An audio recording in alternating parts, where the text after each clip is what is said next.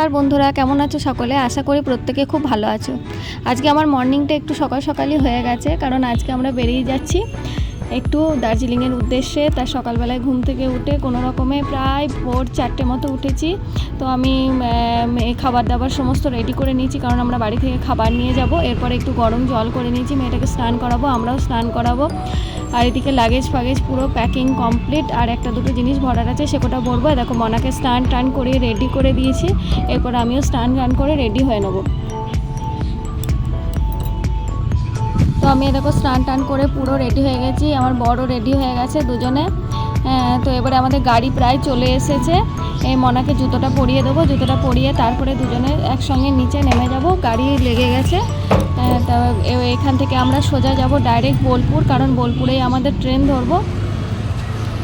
আমরা যেহেতু উত্তরবঙ্গ যাচ্ছি বেড়াতে পাহাড়ে, সেই জন্য বোলপুর থেকে ট্রেনটা ডাইরেক্ট ধরলে আমাদের সুবিধা হয়। তাই বাড়ি থেকে বোলপুরের রাস্তা আমাদের খুব কাছে, তো এই বোলপুরের উদ্দেশ্যে আমরা রওনা হয়ে যাচ্ছি। এই যে লাগেজ নিয়ে যাচ্ছে আমার বর, এই যে গাড়ি দাঁড়িয়ে আছে। তো লাগেজগুলো সব প্যাকিং করে নিই। আমরা যাচ্ছি আমরা তিনজন, এই যে সামনের বাড়িটা দেখছো ওরাও তিনজন যাচ্ছে, আমার ফ্রেন্ড আর ফ্রেন্ডের হাজব্যান্ড আর মেয়ে। এই যে আমার বন্ধু তার মেয়ে আর তার হাজব্যান্ড, এরা বসে আছে পিছনে। আমরা সবাই রওনা দিয়ে দিলাম সকাল সকাল, প্রায় 6টা নাগাদ আমরা রওনা দিয়ে দিয়েছি। 6টা নাগাদ আমরা রওনা দিয়ে দিয়েছি। এরপরে এখান থেকে ডাইরেক্ট যাব বোলপুর। এই যে বোলপুরের রাস্তা তোমরা দেখতে পাচ্ছ, যাচ্ছি।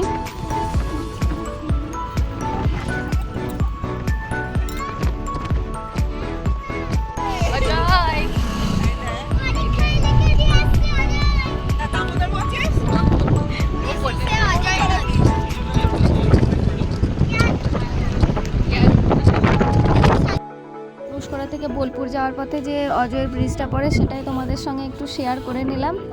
এরপরে আমরা ডাইরেক্ট স্টেশনে ঢুকে গেছি। দেখো বোলপুর স্টেশনে আমরা সব ঢুকে গেছি, নেমেও পড়েছি, লাগেজগুলো সব নামানো চলছে। এরপরে আমরা স্টেশনে ঢুকে যাব, কারণ ট্রেনের সময় প্রায় হয়ে এসছে। ট্রেনটা একটু লেটে আছে, তাই নাহলে আমাদের তাড়াহুড়ো লেগে যেত। তো চলো ঢুকে যাই স্টেশনে।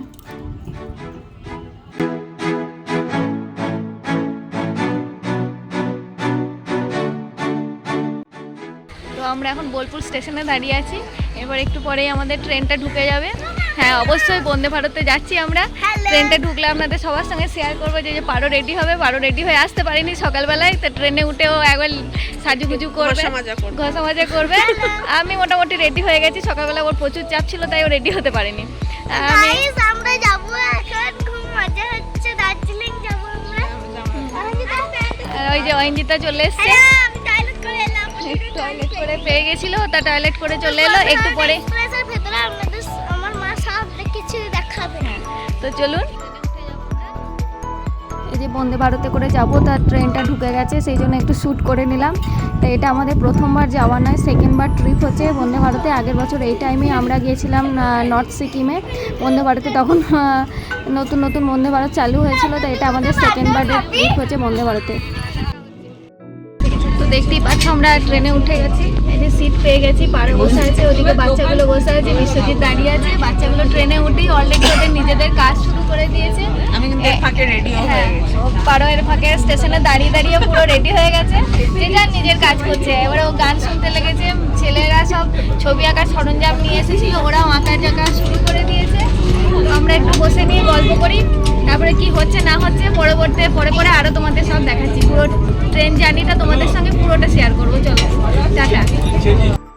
আমাদের সিট পড়েছিল C2-তে, তা C2-র কেবিনটা কেমন হয়, কামরাটা, সেটা তোমাদের দেখিয়ে দিচ্ছি। চারিপাশটা দেখো খুব সুন্দর। দেখো এই সামনে তো যেরকম প্রত্যেকটা তোমরা দেখিয়েছো বন্দে ভারতে কি থাকে, দেখো জলের বোতলে রাখার জায়গা, একটা খাবার টেবিলের মতো সামনেটা করা আছে, মানে কিছু রাখতে পারবে খাওয়া দাওয়ার সুবিধার জন্য। ওপরে এই যে লাগেজ তোলার জন্যে র্যাক করা আছে, আর লাইটগুলোও দেওয়া আছে। ওপরে একটা পাদানিও দেওয়া আছে নিচের দিকটাতে। আর এদিকে জানলা দিয়ে দেখো বাইরেটা খুব সুন্দর দেখাচ্ছে। বন্দে ভারতের পরিষেবাটা অবশ্যই সুন্দর, কিন্তু এটা আমার প্রথমবার নয় চাপা। আগের বছর এই টাইমেই আমরা গিয়েছিলাম বেড়াতে বন্দে ভারতে চেপে, তাই জলের বোতলটা ছোট হয়ে গেছে। জলের বোতলটা 1 লিটারের ছিল, আবার 500 হয়ে গেছে। তো যাই হোক, মোটামুটি যেহেতু আগের বছর প্রচণ্ড এক্সাইটেড ছিলাম চাপার জন্য, কিন্তু সেই এক্সাইটমেন্টটা এবছরটা অতটাও নেই, কারণ যেহেতু একবার চেপে ফেলেছি। তো চলো আরেকবার।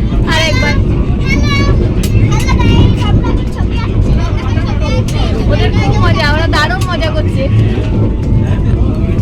আমরা বাড়ি থেকে খাবারটা ক্যারি করে এনেছিলাম, ছেলেগুলো যাতে পেট ভালো থাকে ওই জন্য বাড়ি থেকে মুড়ি আর আলু সিদ্ধ করে নিয়ে এসেছিলাম। এরকম ট্রেনে বসে এরকম খাবার কজন খায়? এটা কিন্তু সাংঘাতিক করেছি আমরা। আমরা যারা খেতে বাঙালি, যেহেতু ভাত মুড়ি দিয়ে আমরা বিশ্বাস করি, দেখো বাড়ি থেকে বন্দে ভারতে বসে কিন্তু বাড়ি থেকে মুড়ি এনে খাচ্ছি আলু সিদ্ধ। আগেবার বন্দে ভারত উঠে কফিটা খুব ভালো লেগেছিল, তাই এবারেও একটা অর্ডার করে দিলাম, দেখি কেমন খেতে লাগে।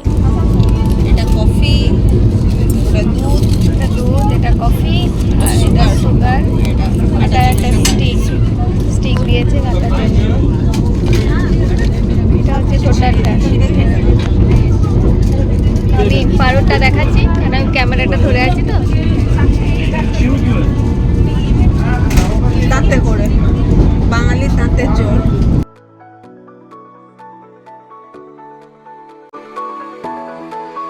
আগে বানিয়ে নি, তারপর বলছি কেমন খেতে হয়েছে।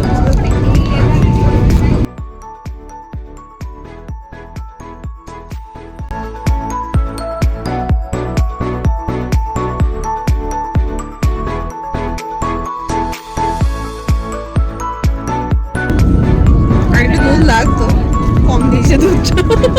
না, গোল হয়ে যাবে, বললেই হয়ে যাবে, থাকতে হবে তো হয়ে যাওয়ার জন্য।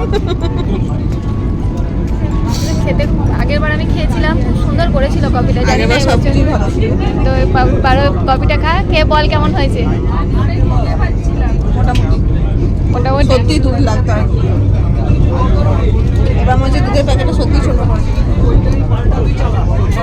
মোটামুটি ঠিক আছে, আগের বাড়ির থেকে বেস্ট খেয়েছি। তো আগের বারের কফিটা খেয়েছিলাম, খুব ভালো হয়েছিল আগের বারে এবার যখন ততটাই খেয়েছিলাম। বাজে। এবার ততটাই বাজে। তো এবারে দেখি কালারটাও সেরকম হয়েছে, কারণ আগের বারে যখন খেয়েছিলাম পুরো সাদা কালার হয়েছিল, দুধ বেশি দিয়েছিল।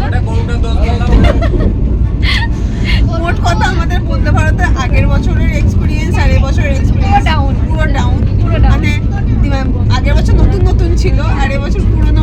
এসিও চিল নয়, এসিটা গরম করছে, দুবার ফোন করে আসা হলো বিয়েতে। তো এসিটা তারপরে বলার পর বাড়ানো হয়েছে, তাই কফিটারও লেভেল কমে গেছে। জলের বোতলও ছোট হয়ে গেছে। জলের বোতলও ছোট হয়ে গেছে। ভাগ্যিস মানে খাবারটা আমরা ট্রেন থেকে করবো। আসার দিন যদিও আছে, আসার দিনের এক্সপিরিয়েন্সটা দেবো যে খাবার কেমন হলো, কারণ আসার দিনে তো খাবার ওখান থেকে ক্যারি করে নিয়ে আসা ঝামেলা, সেই জন্য ট্রেনে খাবারটা নিয়েছি। কিন্তু আজ আমরা বাড়ি থেকে খাবার নিয়ে এসেছি, তো পুরোটা শেয়ার করবো তোমাদের সঙ্গে। তো বাড়ির খাবারটা মনে হচ্ছে আমার ভালোই করেছি, নিয়ে এসেছি, ট্রেনের খাবারটা না নিয়ে। চলো, এমন হয়েছে এটা খেয়ে পেট পার করা চাপ আছে। 20 টাকাটা পুরো জলে চলে গেল আমাদের। চিনি কম, দুধ কম।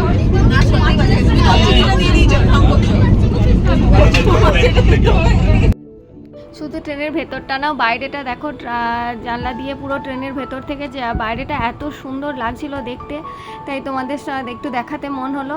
বলতে বলতে এরকম আমরা ফারাক্কা ব্যারেজের উপর উঠে গেছি, প্রায় মালদা টাউন ঢুকবো। ফারাক্কা ব্যারেজের ওপর থেকে ক্যামেরাটা শ্যুট আমার মেয়ে করেছে, মা বললো যে মা আমি শ্যুট করব। তো এই দেখো ফারাক্কা।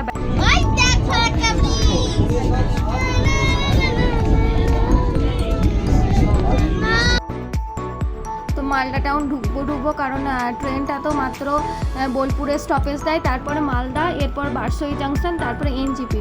তো আমরা সেকেন্ড স্টপেজে চলে এসেছি, সেকেন্ড না থার্ড স্টপেজ, কারণ হাওড়ার পর তো বোলপুরে দাঁড়ায়। তো এটা হচ্ছে 3 নম্বর স্টপেজ।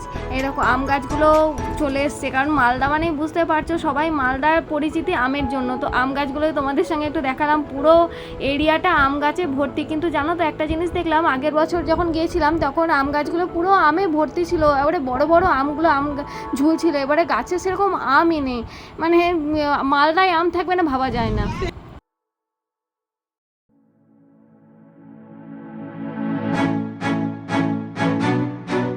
আমরা অনেকক্ষণ ট্রেনে উঠেছি, প্রায় এখন 11:30 পৌনে 12টা বাজে। প্রত্যেকের খুব খিদে পেয়ে গেছিলো, কারণ সকাল সকাল উঠে বেরিয়ে এসেছি। তার নেমে যাব 1:30টার মধ্যে ধরো এনজিপিতে নেমে যাব, তারপরে গাড়ি করে যাব, তাহলে খাবারটা হজমও করতে হবে, নাহলে বাচ্চাগুলো যদি রাস্তায় বমি টমি করে শরীর টরীর খারাপ হওয়ার জন্য খাবার সব বেড়ে দিলাম, খেতেও শুরু করে দিয়েছি।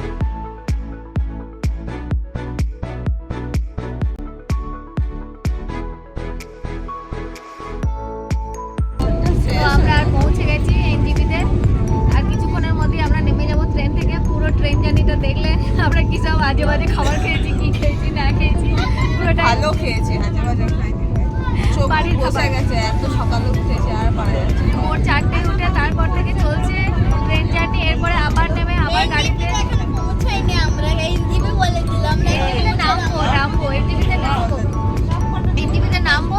তো যাই হোক, এবারে এনজিপিতে নেমে তো আর আমি শ্যুট করতে পারবো না, পরে তোমাদের ভিডিওটা আবার দেখাবো, কারণ ওখানে বাবাগুলো ছেলেগুলো নিয়ে অতিষ্ঠ হয়ে অতিষ্ঠ গেছে। হয়ে গেছে। আর নেমে প্রচণ্ড ভিড় হবে স্টেশনে, তো বাচ্চা আছে দুটো, ওদেরকে সামলানো, লাগেজ সামলানো, সব কিছু আছে। তো পরে আবার ভিডিওটা কন্টিনিউ করবো, তো সাথে থাকো তোমরা, ঠিক আছে? তোরা মনায় জানলা দিয়ে মুখ বাড়িয়ে বসে আছে, অনেকক্ষণ ধরে চেষ্টা করছে, কিন্তু চেষ্টা করছে আমার সঙ্গে ভিডিও। ও এতক্ষণ বন্ধুর সঙ্গে আড্ডা দিচ্ছিল, আমার কাছে আসেইনি। সারাক্ষণ ট্রেনে চেপে থেকে শুধু বন্ধুর সঙ্গে আড্ডাই দিয়েছিল, একবার আসেনি। এবারে ঘুরতে হয়েছে। দেখো বাইরের সিনটা দেখো, আর মনে হয় এখানে কি করছে দেখো। আরেকখানে আছে, তারপর আমরা নেমে পড়বো। দাঁত দেখাচ্ছি, ঠিক আছে? হ্যাঁ। তো আমরা এখন এনজিপি স্টেশনে নেমে গেছি। এরকম আমাদের গাড়ি পাঠিয়ে দেওয়া হয়েছে হোমস্টে থেকে, আমরা গাড়িতে উঠে পড়েছি। ছেলেগুলো এতক্ষণ এসিতে ছিল বন্দে ভারতের ট্রেনে, তো নেমে প্রচণ্ড গরম লেগে গেছে। দুটো ফ্রুটি কিনে নিয়েছে, দুজনে খাচ্ছে, আমাদের ভীষণ গরম করছে। তো চলো আমরা কালিম্পংয়ের উদ্দেশ্যে রওনা দিয়ে দিয়েছি। তো পরবর্তী ভিডিওগুলো নেক্সট এপিসোডে দেখতে পাবে, এই জন্য অবশ্যই চ্যানেলটিকে সাবস্ক্রাইব করে নেবে এবং কমেন্ট করতে ভুলো না যেন। তো দেখা হচ্ছে নেক্সট ভিডিওতে।